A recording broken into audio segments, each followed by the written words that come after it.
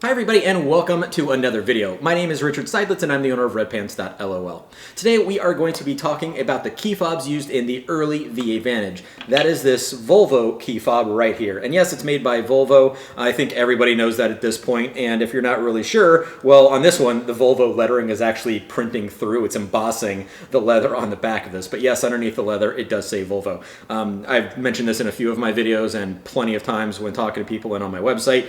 It's a part spin car, which is a great thing because it means we have alternatives to many things, but in this case we got one of the uglier things to come out of Volvo, which is this fob. On this table I have got a couple of other ones. These two look very similar, but they're different. I'll go into that in a minute. But the reason I have them here is because I'm going to show you not only how to change the battery in the original key fob, but if you want to upgrade to a much nicer looking key fob, then this one is going to be available on Redpants, link in the description below. It's brought to us by a new company called Spinstate, who I've been working with for a while to come up with this product, and we're going to see how to swap over all the internals into the new fob. If you want to follow along, all you need that is not included with the fob itself is a small Phillips head screwdriver like this one for one screw, because it's an Aston Martin, so there's got to be something silly.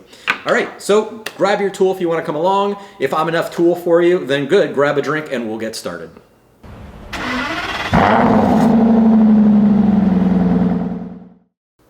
Before we start this job of swapping things over, let's talk about what we have on the table.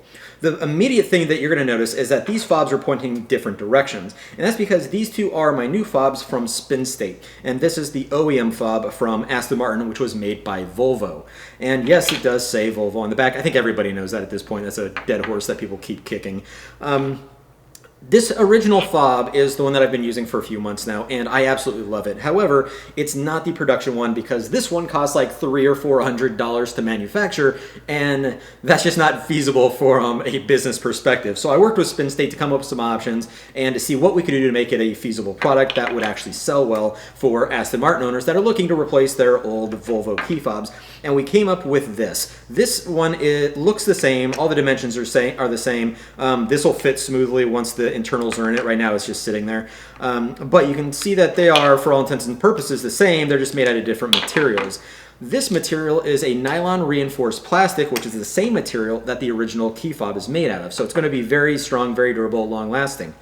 You're going to notice some differences in the size. These do look like they're very different sizes, but they're actually not that much different. The overall, the overall change is going to be, even though they're about the same length and width and height even, this one has wider corners on it than this one does. So it looks bigger, even though dimensionally, overall, they have the same size.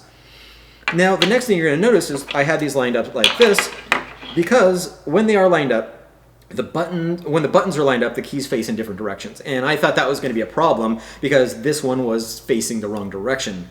And to make things worse, at least what I assumed would be worse, the Volvo fob has contoured buttons so you can feel the button you're pressing. I was like, okay, well, it's going to be backwards and I don't know what I'm touching, which usually gets me in trouble. So I was taking a look at it, but I gave it a shot, and what I realized was it doesn't matter which fob I'm using. I always look at the key fob. I can feel the difference in these buttons, but I don't know which one's which. It's like, yes, this is the inset button, but I don't realize that's the unlock button.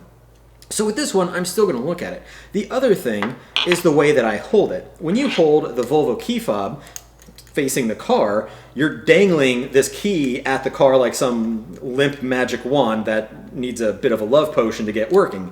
Whereas this one, you've got the key in your hand, so it feels a lot more sure. It's a more positive control over your keys in general. And in addition, instead of having this really ugly bottom end of this, which you can see right here with this offset switch, and it's just not pretty, on this one you have this cool looking contour to it that reminds you of the car that you're pointing it at. So if anything, when you're doing this, it actually feels way better having the key fob reversed like this. Now, when we're talking about these buttons, not only are they switched around, but they look so much better. I'm going to set this one aside since the buttons aren't in yet. With this one, you can see that the top buttons are these white blocks, and the bottom one is an outline, whereas this one, everything is an outline. Same thing with the light button, the parking lights. This new fob just looks so much cleaner. And the other thing that I absolutely love about the new fob is the trunk release button. And as soon as I opened this up and took a look at the buttons, I actually laughed a little bit because I was so happy to see this detail. If you look at the trunk button on the Volvo key fob, it looks like, some '80s Volvo sedan trunk that's been popped open. And honestly, I wouldn't be surprised if that's what that was. But on the new one from Spinstate, the back end of this car where the trunk is actually looks like a sports coupe. It looks like the car that you're using it for, which means not only is this a much better looking key fob, but the contours, the labels, it is designed to to belong to the car that you have. This is what an Aston Martin key fob should be more like. So to me, the design difference, after I got over that initial concern about is it going to feel right, I've never once looked back, and every time I look at this fob, I kind of laugh. So one other thing I want to point out is that the leather on this, they both have leather, and this is obsidian black OEM leather. So the leather strap on this is actually the original leather from Aston Martin. Now, when we look into this, we're going to switch over these internals. I just want to give one quick caveat, of course, that this fob actually died in a tragic jet skiing accident about 4 years ago.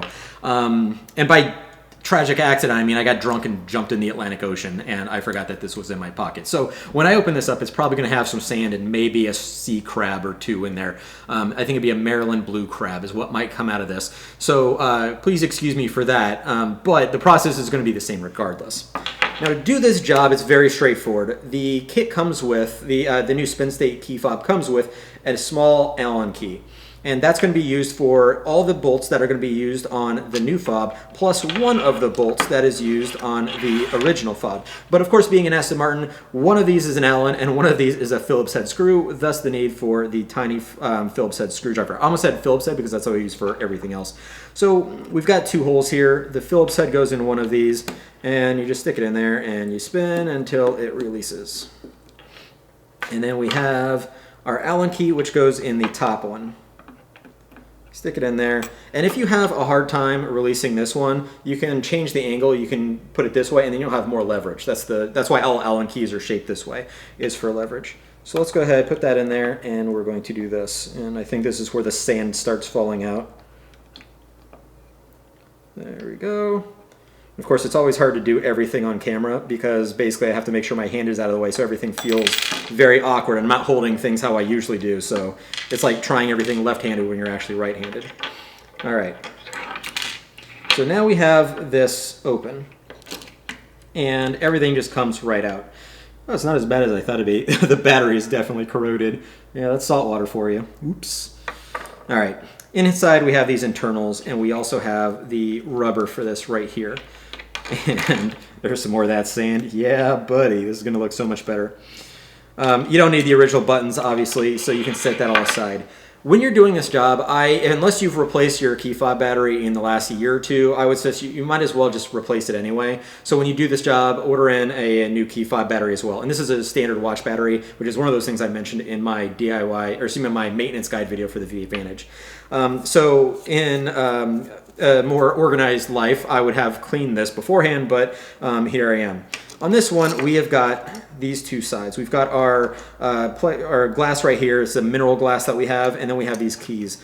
So obviously, the keys are all going to go face down, so we want to put those in. And then we're going to put in our pad here, our rubber pad, just like that.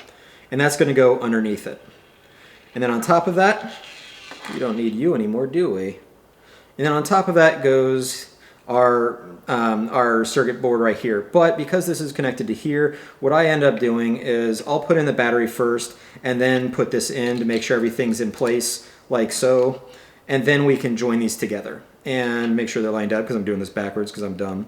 Once you put them together, and you can kind of fiddle it around however you need to make it work for you, snaps in place, and there we have it. And like I said, the buttons are nice and flush now. Flipping this over, we've got those 3 screws right there, so you just put them in, and you set it on in, drop it in, and then you can give it a couple of turns, just enough to get that bolt seated, and then do the next one, and then do the next one,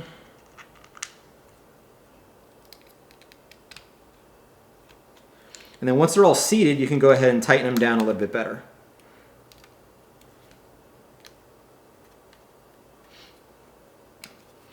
And then once they're nice and snug, It doesn't jiggle, it doesn't rattle, you know, it's all done nice and tight. You don't want to over tighten it. These do have brass inserts. These are actually super well made with brass inserts. But that's all it was. Like, you just saw me do it while I'm sitting here talking and not even paying attention. And now this is going to fall apart again.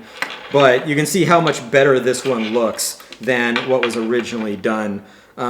With this original key fob, because it has all this stuff everywhere, just try not to lose everything if you want to keep it. Obviously, I'm throwing that one away because it's really gross. But that's the end result, and that's how quick it was. That was it. So it's a 5-minute job. You know, even if it's your first time, it's going to go really quickly, and you end up with this much cleaner looking key fob. So there we go, another super easy DIY job, this time not just for maintenance, but to drastically improve the aesthetics of our Aston Martins, which I have to say is quite the accomplishment, because Aston Martins are usually known for being beautiful, but sometimes there's a little misstep. These fobs are available on Redpants. I've got a link in the description below to the product itself, to the listing. So if you want one for yourself, please check it out. And thank you to Spinstate for working with me on this and for allowing me to be a part of the project. They did an awesome job, and I know that you guys are going to love this when you start getting your hands on them. I'll see you next time.